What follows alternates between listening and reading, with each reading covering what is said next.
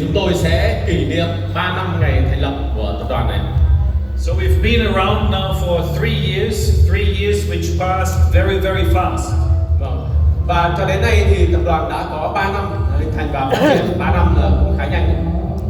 Because one thing you have to understand about cryptocurrency, it's a very new technology and it's developing and evolving with a very fast speed. Thì trong cái lĩnh vực crypto này nó là một cái công nghệ rất là mới, phát triển rất là nhanh. And this is the reason why in Ducatus we are always looking to develop further as well. What was the truth 3 years ago, today is already very different. Và do vậy ở Ducatus chúng tôi cũng luôn luôn hoàn thiện và phát triển những cái gì mà nó đúng, nó tốt ở 2-3 năm trước đây thì bây giờ nó đã có thể là không còn là đúng nữa. And if you want to be successful in the cryptocurrency business, you have to always be evolving and renewing yourself. Và do vậy để có thể thành công trong cái thị trường cryptocurrency này thì chúng ta phải luôn luôn đổi mới, luôn luôn phát triển. There are more than 5,000 cryptocurrencies on the market, and today I will be telling you why Ducatus is different. Trên thị trường có hơn 5.000 đồng crypto khác nhau và tôi ngày hôm nay sẽ giải thích cho các bạn cái sự khác biệt của đồng Ducatus là gì. Ducatus is different in many ways. Ducatus nó khác biệt theo nhiều cách khác nhau. We are a normal cryptocurrency at one side, just like Bitcoin and Litecoin. Một mặt thì Ducatus nó cũng giống như những cái đồng crypto khác, giống như Bitcoin hoặc là Litecoin. We have our own blockchain, our own wallets, our own infrastructure. Chúng tôi cũng có cái blockchain riêng của mình, có cái ví riêng của mình, cũng như là có những cái cơ sở hạ tầng kỹ thuật riêng. But because we have a company that is supporting and developing this coin, we have much more than Bitcoin or Litecoin. Nhưng mà sự khác biệt ở đây là chúng tôi có một cái công ty, có một tập đoàn đằng sau đấy để hỗ trợ phát triển cho cái đồng tiền này, nên nó có nhiều thứ hơn so với Bitcoin hoặc là Litecoin. Very unique to our Ducatus is the network. Một cái điều rất là độc đáo đối với đồng coin của chúng tôi đấy là chúng tôi có một cái mạng lưới. The network that is all of you and almost or more than 60,000 accounts in 180 countries worldwide. Mạng lưới đấy là gì? Là tất cả các anh các chị ở đây là hơn 60.000 cái tài khoản và phân lô ở trên và có mặt ở trên 180 quốc gia trên thế giới. The network is our way of distributing Ducatus coins to as many people as possible all over the world. Mạng lưới đấy chính là cách thức chúng tôi phân phối những cái đồng coin này cho càng nhiều càng tốt, cho nhiều người càng tốt trên khắp nơi trên thế giới. Now, if you go back 10 years ago when Bitcoin started, for the first 5, 6, 7 years, only very few people were able to join or to own Bitcoins. Nếu như chúng ta nhìn lại cái lịch sử của Bitcoin 10 năm trước đây, khi nó mới ra đời và trong vòng 5, 6, 7 năm tiếp theo từ khi ra đời thì có rất ít người có thể sở hữu được đồng Bitcoin, biết đến là sở hữu. Until Bitcoin reached 50,000 or 100,000 people, it was already 5 or 6 years on the market. Yeah. Cho đến khi Bitcoin nó có được khoảng 50.000, 100.000 người sử dụng thì lúc phải mất đến 6 năm, nó phải có mặt trên thị trường 6 năm mới đạt được cái con số đó. That is for one particular reason. Và ở đấy là nó có một cái lý do đặc biệt ở đây. In order to buy Bitcoin, you need to register yourself on an exchange. Và để cái vấn đề ở đây, lý do ở đây là để có thể sở hữu được Bitcoin, chúng ta phải mở một cái tài khoản trên cái sàn giao dịch. You need to do your KYC. Mình phải tự làm cái KYC. Then you need to send money to the exchange. Và sau đấy là mình phải gửi tiền vào trong cái sàn giao dịch đó. And then you need to buy Bitcoin. Và lúc đấy chúng ta mới có thể mua được Bitcoin. Now, for many of you and for many of us, if you are not used to work with exchanges, that is quite difficult. Và với rất nhiều người trong chúng ta ở đây, chúng ta không quen thuộc với cái việc thao tác ở trên sàn giao dịch như vậy, thì cái việc đăng ký và mua cái đồng Bitcoin nó rất là khó. And if something is difficult, normally people don't want to do it. Và khi thường gặp phải những vấn đề khó khăn như vậy thì mọi người họ sẽ không làm. So one of the most important things about Ducatus, about the network, is to make it easy for everybody to buy Ducatus coins. Và một trong những cái điểm của Ducatus ở đây và cũng như mạng lưới của Ducatus là làm sao tạo cái sự thuận lợi nhất cho mọi người để có thể mua và sở hữu cái đồng coin này. And you can do this through our network and through our back office. You can register for free.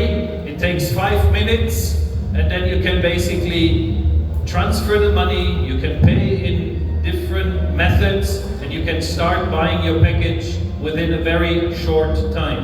Các bạn có thể làm được điều này thông qua cái mạng lưới, qua cái hệ thống cũng như là trong cái back office.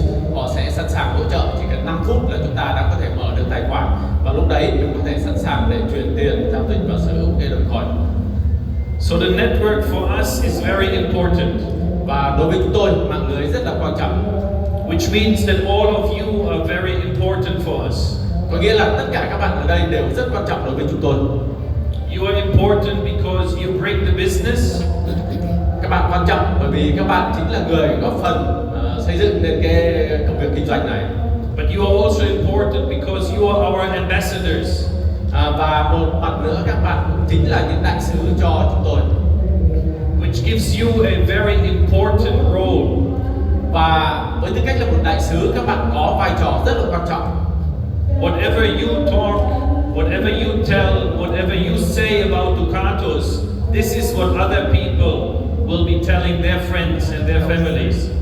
Bởi vì tất cả những thông điệp, những điều gì mà các bạn nói, các bạn chia sẻ với mọi người về Ducatus thì những người đấy họ cũng sẽ là những người sẽ truyền tải lại những thông điệp đấy đến với bạn bè, đến với người thân của họ. So it is very important for us as a company to give you all the right information to do the business.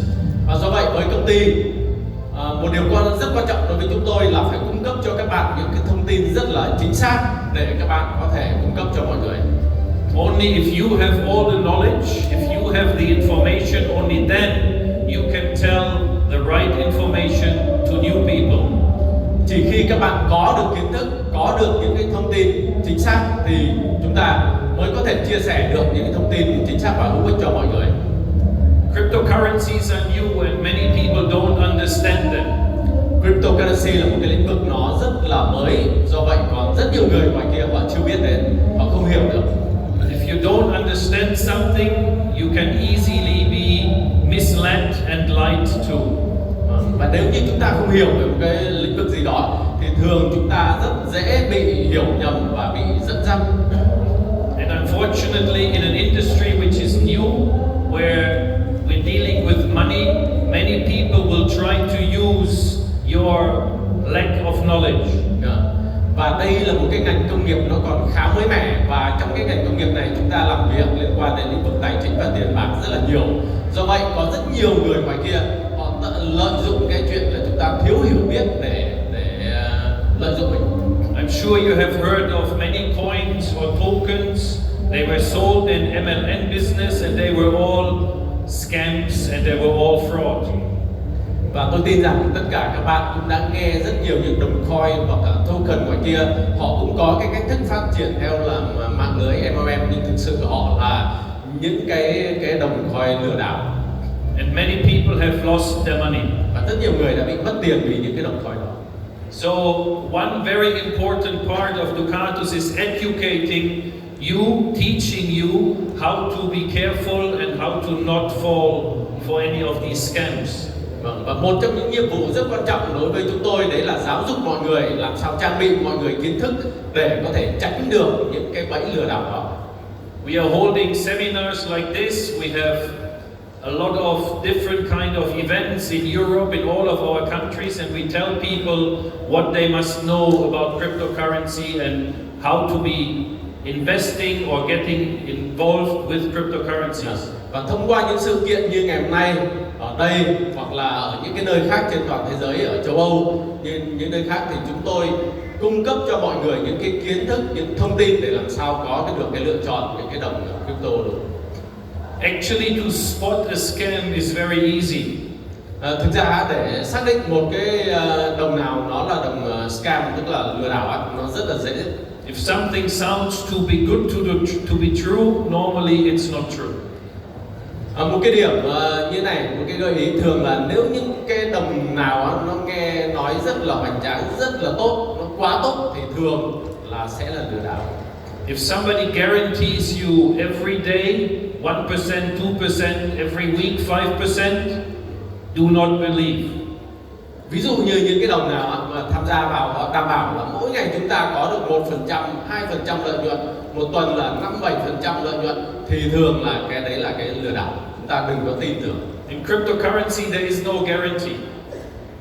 Bởi vì trong cái lĩnh vực cryptocurrency này ấy, không ai có thể đảm bảo được gì. The market is still the industry is still very young and there is still a lot of risk. Bởi vì cái ngành công nghiệp này nó còn mới mẻ, thị trường nó còn mới mẻ, do vậy có rất nhiều rủi ro. And if you get involved, you need to understand the risk. Và nếu như các bạn tham gia vào trong cái ngành công nghiệp này, mình phải hiểu được những cái rủi ro ở đâu. We don't want anybody to lose money. Chúng tôi không muốn mọi người mất tiền.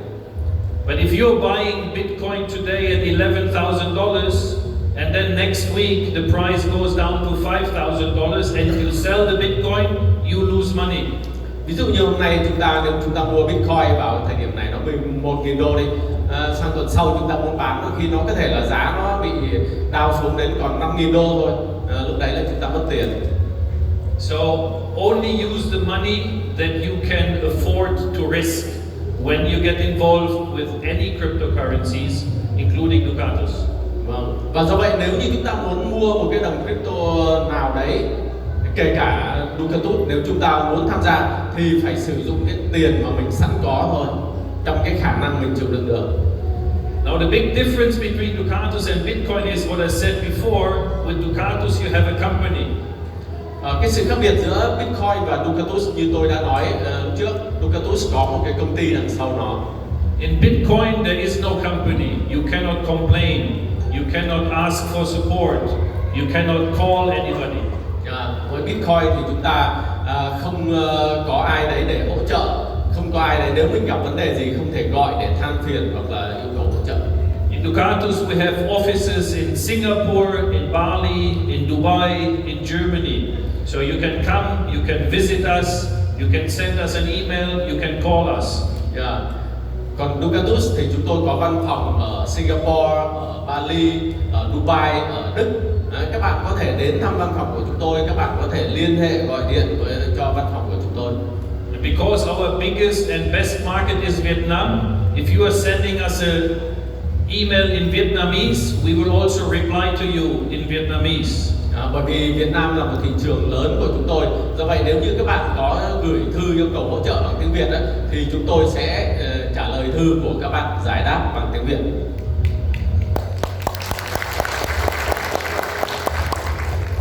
As a company, we have the same interest as you as our network.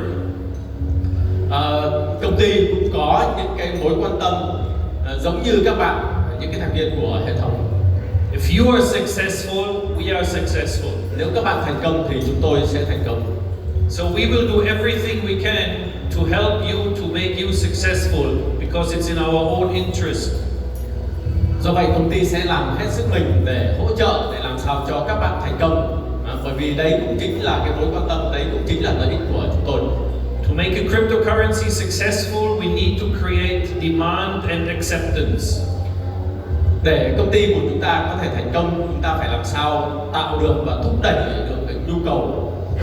And we need to be distributed as far as possible, and as many people as possible need to be holding our coins. Và chúng ta phải cố gắng làm sao để phân phối cái đồng coin của mình, quảng bá nó càng nhiều càng tốt, cho càng nhanh chóng càng tốt. The distribution happens through the network.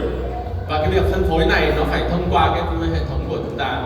The money we make in the network, we then reinvest to build businesses that are accepting Ducatus coins and cryptocurrencies, so that we create demand. Và với những cái doanh thu có được thông qua cái phát triển hệ thống này, chúng tôi sẽ tái đầu tư lại để phát triển những cái dự án trong cái hệ sinh thái của cái đồng Ducatus này, và qua đó hỗ trợ cho cái việc cho cái nhu cầu của đồng này. Some of these businesses you see on the wall, we have the Ducatus Travel, we have the Ducatus Health, Ducatus Property, Ducatus Cafe in Singapore and in Bali, and others which are basically being developed all the time. Và như các bạn nhìn thấy trên đây, Ducatus hiện tại chúng tôi đã có những dự án tạo những cái hệ sinh thái và tạo giá trị cho nó, như là Ducatus Travel là về du lịch này, Ducatus về chăm sóc sức khỏe, về bất động sản, cà phê và cái là charity, tức là từ thiện. We do that for two reasons. The first reason is to give you the chance to use your Ducatus coins or Bitcoins or other cryptocurrencies in our own businesses. Và chúng tôi còn tiếp tục phát triển một số những dự án khác nữa, và chúng tôi làm điều này vì một số lý do sau đây. Thứ nhất là để chúng ta có thể sử dụng những đồng coin Ducatus của mình hoặc là những cái đồng crypto khác để mua sắm những cái dịch vụ trong So at Ducatus we are not just building and selling a cryptocurrency, we are building an entire crypto economy. Và Ducatus chúng tôi không chỉ là phát triển một cái đồng crypto, mà chúng tôi đang xây dựng một cái nền kinh tế crypto. The industry is new and many merchants are still scared to accept cryptocurrencies.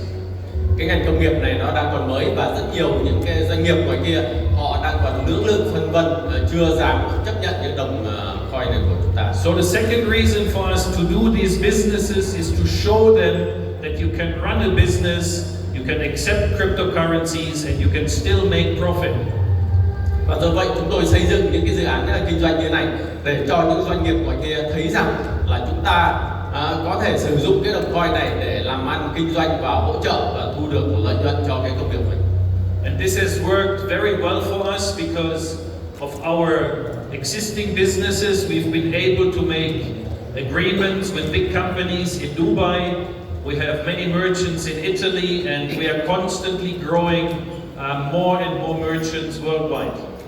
Và cái chiến lược kinh doanh này của chúng tôi đang phát triển rất là thuận lợi và nhanh chóng, bởi vì những cái dự án của chúng tôi đã làm được rồi, nó đang hiện hữu, và bởi vì những cái mối quan hệ đối tác với những cái tập đoàn rất là lớn ở Dubai, ở Italy.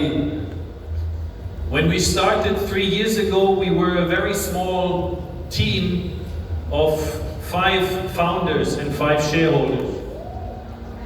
Khi chúng tôi mới bắt đầu thì chúng tôi chỉ có một cái nhóm rất là nhỏ thôi, 5 người khởi đầu cái dự án này.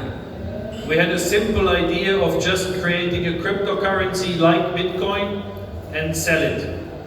Và cái ý tưởng ban đầu của chúng tôi nó cũng khá đơn giản thôi, chúng tôi chỉ muốn là tạo ra một cái đồng coin riêng cho mình và bán nó giống như là Bitcoin vậy.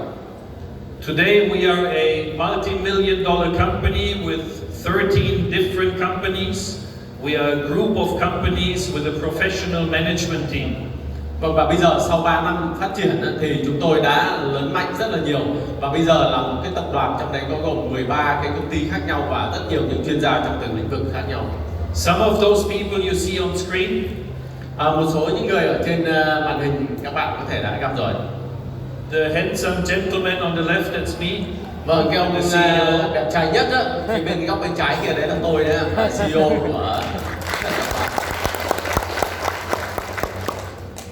The second person is new to the company. He's only been in his job for 5 months. From England, Mr. Bertie Worth, he's our CFO. Và tiếp theo là ông Bertie Worth, người Anh, ông là giám đốc tài chính và mới tham gia vào tập đoàn chúng tôi khoảng 4-5 tháng thôi. Bertie is a professional banker and trader. He has lived in Japan for 15 years and he was working for big international banks like JP Morgan and Citibank for trading and for banking. Và ông là một cái người làm trong lĩnh vực ngân hàng và giao dịch rất là chuyên nghiệp, và ông có 15 năm sống và làm việc ở Nhật Bản và làm việc cho những cái ngân hàng rất lớn như là ngân hàng JP Morgan hoặc là Citibank. Also new to the company is our CTO, Mr. Jacob George from India.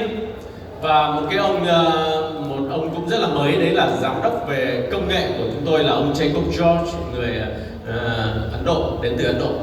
And as the COO, another gentleman from India, Mr. Anjum Khan, who used to work for Emar before.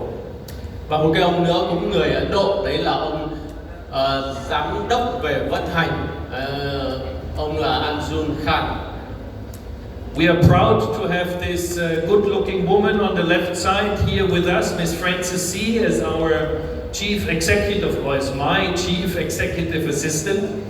Vâng, và chúng tôi rất là tự hào có cô rất là xinh đẹp ở đây, Frances. Cô ấy là trợ lý điều hành của tôi. Có mặt kể tôi ở đây ngày nay. The person in charge for all communications is Miss Sheila Manalo from the Philippines. Và một cái người phụ trách truyền thông của tập đoàn đấy là cô Sheila Manalo, cũng là người Philippines. Another lady in our team, Silke Leistner from Germany, she's in charge of operations in Europe. Và một người nữa đấy là cô Silke Leistner, là giám đốc vận hành ở khu vực châu Âu.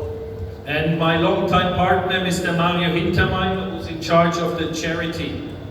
Và một ông nữa, đây là đối tác rất lâu của chúng tôi, đấy là ông Mario Hintermeyer, giám đốc về mặt từ thiện.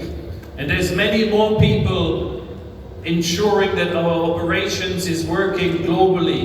So we have a team of many nationalities. Just on this screen there's 5. Và ngoài ra còn rất nhiều những cái đội ngũ nhân viên của chúng tôi đến từ họ mang nhiều quốc tịch khác nhau để đảm bảo cái việc vận hành của công ty nó được trôi chảy và thuận lợi. Chỉ riêng trên đây thôi là đã có 5 cái quốc tịch khác nhau rồi.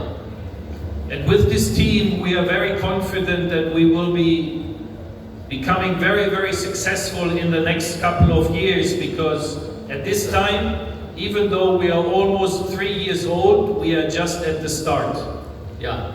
Và với những đội ngũ như này, với những gì chúng tôi làm được thì chúng tôi rất tin tưởng là mình sẽ thành công trong vòng vài năm tiếp theo. Bởi vì mặc dù chúng tôi đã thành lập được 3 năm rồi, nhưng đây mới chỉ là bắt đầu.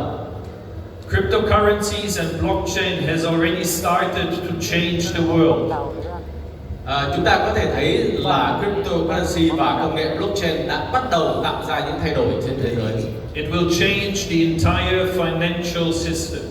Nó sẽ thay đổi toàn bộ cái hệ thống tài chính. And you already see now that many governments, many banks are starting to research and to work with blockchain-related technologies and with cryptocurrencies. Và chúng ta có thể thấy là rất nhiều những chính phủ hoặc là các ngân hàng của các quốc gia họ đã bắt đầu nghiên cứu và thậm chí là đã có một số cái dự án triển khai để ứng dụng crypto hoặc là blockchain vào trong cái công việc. In Singapore, we have a new law now starting 1st of January. If you are making a purchase with cryptocurrency, you don't need to pay GST tax anymore. Và ở Singapore có một cái luật mới có hiệu lực từ ngày 1 tháng 1 năm nay, là nếu như chúng ta mua sắm cái gì đấy mà sử dụng cái đồng crypto thì chúng ta không phải trả cái khoản thuế là GST. It's the same law like in Switzerland. Cái luật này luật tương tự cũng được ban hành ở Thụy Sĩ. So especially for products that are expensive like cars or apartments or luxury products like watches, if you pay in cryptocurrency, you don't need to pay tax. Và đặc biệt là với những cái sản phẩm có giá trị cao hoặc là những cái sản phẩm là xa xỉ, chẳng hạn như xe hơi hoặc là căn hộ, bất động sản hoặc là những cái loại đồng hồ, những sản phẩm là xa xỉ, nếu chúng ta trả bằng crypto chúng ta không phải trả thuế. And you know that everybody likes to save money, everybody likes to have a special price. Và mọi người thì thường ai cũng muốn là mua sắm làm sao mình phải trả giá nó thấp hơn, nó tiết kiệm được tiền, đúng không? So if tomorrow you want to buy a car and the car costs $50,000 plus 10% tax, or if you pay in Bitcoin and the price is $50,000, which way do you choose? Yeah. Ví dụ như ngày mai chúng ta mua một cái xe hơi đi, nó mất 50.000 đô, chúng ta phải trả 50.000 đô và trả 10% thuế. Nhưng mà nếu chúng ta mua bằng Bitcoin thì phải trả 50.000 đô thôi, không phải trả thuế, thì chúng ta chọn cái nào? Who will buy the car with Bitcoin? Ai sẽ mua với Bitcoin nào? Giơ tay lên này. See, and this is how the financial system will change. Đấy chính là cái cách mà hệ thống tài chính trên toàn cầu sẽ thay đổi. Today the Bitcoin is $10,000, $11,000. Ngày hôm nay giá Bitcoin khoảng 11.000 đô. So to buy that car, you need 5 Bitcoins. Và để mua cái xe hơi đó các bạn cần phải khoảng 5 bit, đúng không ạ? But now imagine you had bought those Bitcoins 10 years ago for 1 cent. Tưởng tượng xem là nếu như chúng ta mua cái xe đấy 10 năm trước đây, một cái đồng Bitcoin nó chỉ có giá là 1 cent thôi. So now you would buy a car for $50,000 for 5 cents. Thì có nghĩa là nếu 10 năm trước đây mình đã sở hữu 5 đồng Bitcoin, bây giờ mình chỉ mua với một cái xe đấy với giá 5 cent, 5 xu thôi.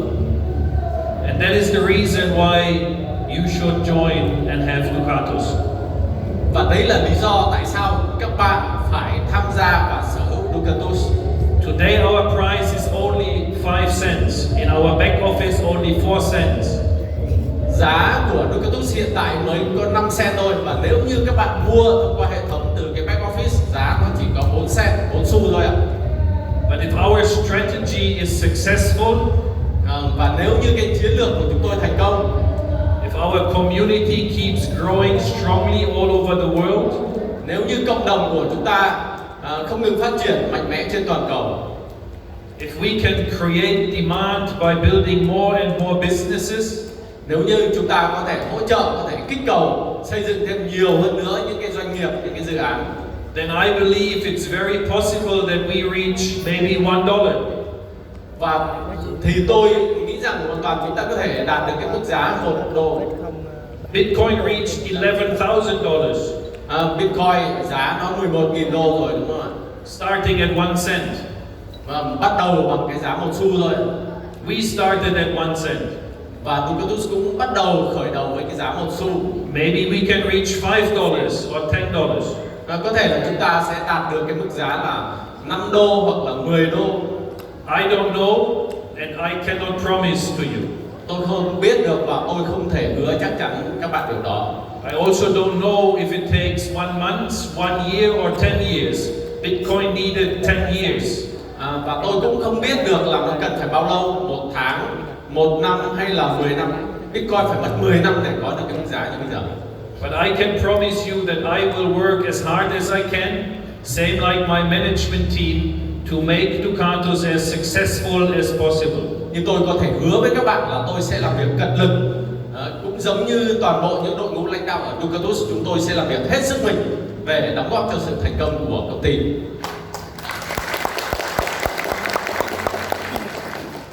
One of those strategies that we have is to try to bring cryptocurrency into traditional businesses. Một trong những chiến lược của chúng tôi là làm sao phải tích hợp được những cái đồng cryptocurrency vào trong những cái mảng kinh doanh truyền thống. One of the oldest and most traditional investments in the world for people, also in Asia, is gold. Một trong những cái khoản đầu tư, những cái loại tài sản mà người ta đầu tư và tích trữ để giữ tài sản cổ xưa nhất của loài người cũng như là ở châu Á, đấy là vàng. Because of that reason, we have now launched our own gold website, Remus Gold, and we are allowing people to buy gold using cryptocurrencies. Và do vậy, chúng tôi đã có một cái dự án mới là tạo ra một cái trang, một cái sàn giao dịch bằng vàng mà cho phép mọi người có thể mua vàng bằng đồng crypto.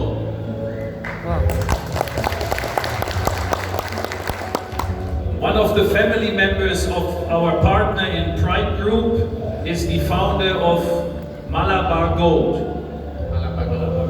Một trong những cái thành viên trong gia đình của đối tác của tôi ở cái Pride Group ấy, cái tập đoàn là Pride, là họ đã sở hữu cái thương hiệu vàng Malabar Gold. Malabar Gold is the 5th biggest gold retailer in the world. Và Malabar Gold là cái công ty mà nó bán lẻ vàng lớn thứ 5 trên thế giới. They have shops in 10 different countries, including in Singapore, Malaysia, in Oman, in UAE, in Saudi Arabia, in the whole Middle East. Họ có những cái cửa hàng kinh doanh vàng trên 10 quốc gia khác nhau trên thế giới, bao gồm có cả Singapore, có cả ở Oman, có cả ở Tiểu Vương quốc. Quốc Ả Rập Thống Nhất, rồi cả Ả Rập Saudi, ở nhiều quốc gia, 10 quốc gia trên thế giới. And we are already talking with the CEO to also start accepting Ducatus coins in all of their 263 shops worldwide. Yeah. Và còn có Malaysia nữa, và chúng tôi đã làm việc và thương thảo với họ để họ chấp nhận cái đồng Ducatus để cho chúng ta mua vàng ở 263 cái cửa hàng khác nhau của họ trên toàn thế giới. So these are all very big companies, and to make a decision like that takes time. Vâng, và đây là một cái công ty họ khá lớn trong cái lĩnh vực kinh doanh truyền thống, để họ đưa ra được một cái quyết định như vậy cần rất nhiều thời gian. So you need to be patient. Và chúng ta cần phải kiên nhẫn. If somebody tells you to give him $1,000 and just wait, and in 1 week time you will be a millionaire, don't trust him. Nếu như ai đấy bảo các bạn là ok, đưa 1.000 đây, đầu tư vào cái khoản này, sau 1 tuần nữa các bạn sẽ thành triệu phú, thì đừng tin những người như vậy. Okay? Very important. If you put money into cryptocurrency, this is for the medium and long term. Một cái điểm quan trọng chúng ta cần phải nhớ ở đây, nếu như chúng ta đầu tư vào lĩnh vực cryptocurrency, bỏ tiền vào đây, thì phải xác định đây là khoản đầu tư trung hạn và dài hạn. So if you put $1,000 into Ducatus, use the lockup in our back office for 13 months, you get 2% per month extra, and wait and see. Và nếu như các bạn mua đồng Ducatus và chúng ta giống như là gửi tiết kiệm để nó ở trong đấy trong vòng 30 tháng, thì các bạn sẽ mỗi tháng sẽ được trả thêm 2%. Chúng ta nếu mà mua như vậy để thử và hãy chờ và xem. Only when we manage to achieve more acceptance, when we achieve more partnerships like with Emar, like with Malabar, only then we can create real demand, and only then the price can go up. Và chỉ khi chúng ta có tạo dựng thêm được nhiều cái đối tác kinh doanh hợp tác với chúng ta, giống như tập đoàn Emar, giống như Malabar, cái tập đoàn vàng ấy, thì lúc đấy chúng ta mới có thể nâng cao được cái giá trị của đồng coin của mình. Prices go up or coins are being traded on digital exchanges. Giá của đồng coin có tăng được hay không, và đồng coin sẽ được giao dịch ở trên những cái sàn giao dịch. And because many of the exchanges are not good, we decided to do our own. Và ngoài kia có rất nhiều những sàn giao dịch mà nó không tốt, không đáng tin cậy, do vậy chúng tôi tạo ra cái sàn giao dịch riêng của mình. We also decided to do this again in Singapore so that we have a very strong legislation. Và chúng tôi cũng tạo ra một cái sàn giao dịch ở Singapore để làm sao đảm bảo cho cơ sở pháp lý của mình nó rất là vững chắc. Our exchange is called AA+. Cái sàn giao dịch của chúng tôi đấy là AA+. And the website is already live. Và website của nó đã được